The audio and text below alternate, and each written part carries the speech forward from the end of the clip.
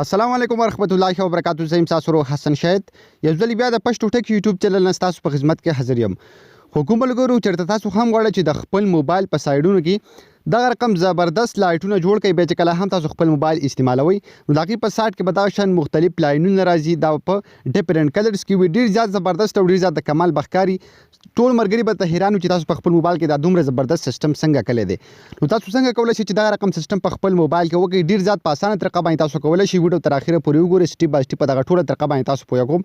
خو له دې نه مخکې که تر اوسه پورې تاسو زموږ چینل پښتو ټک نه سبسکرایب کړلی، دا ضرور سبسکرایب کړئ او زموږ د فیسبوک پیج ځان سره هم لایک کړئ او دا ویډیو د خپل ملګرو سره ضرور شیر کړئ.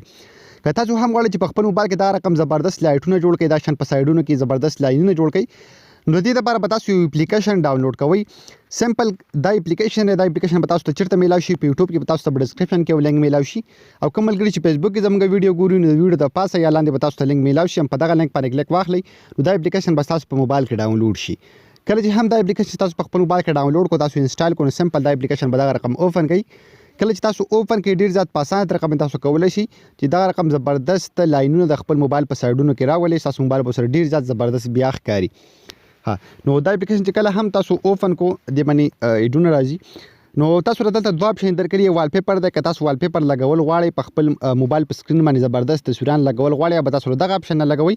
خو که تاسو غواړئ چې بارډر لایټس چې کوم دی هغه تاسو ولګوئ، کوم زموږ سره د موبایل په بارډر کې کوم لایټونه څنګه چې ما تاسو ته وښول، نو سمپل تاسو به دغه دلته بیا کلیک واخلئ په بارډر لایټ باندې. کله چې هم تاسو دلته کلیک کړه نو فسټ اپ تاسو یو اپشن درکړي انیمیشن سپیډ، یعنی چې سایډونو کې زموږ سره کوم انیمیشن دي دا په څومره سپیډ کې تاسو غواړئ، نو زه به دا لږ سیوا کړم. تاسو چې څومره هم غواړئ نو هغه دومره ساتلی شي.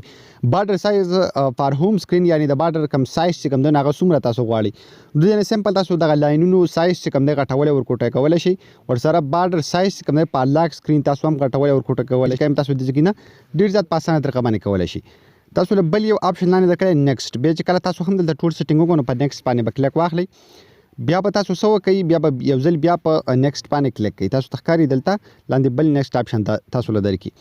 کله چې هم تاسو په دې باندې کلیک کړئ نو بیا به څه وکئ، دغه رقم نیکسټ کړئ. کله چې هم دا تاسو نیکسټ کړئ او بیا کله هم تاسو خپل موبایل ہوم سکرین ته لاړ شئ نو ستاسو د موبایل په ہوم سکرین باندې به دغه رقم لایټونه لګېدلي وي. تاسو ته ښکاري ډېر زیات په زبردست طریقه سره به دلته لګېدلي وي او ډېر زیات حیران کوونکي او ډېر زیات زبردست به ښکاري. نو هغو ملګرو په دغه طریقه باندې تاسو کولی شئ چې د خپل موبایل په سایډونو کې دغه رقم زبردست لاینونه جوړ کړئ، دې سره به ستاسو موبایل ډېر زیات زبردست ښکاري. هغو ملګرو دا د نوي ویډیو هم خوښي ویډیو لایک کړئ، چینل ځان سره ضرور سبسکرایب کړئ. موږ به خپلو دعاګانو کې یاد ساتئ. د الله په امان.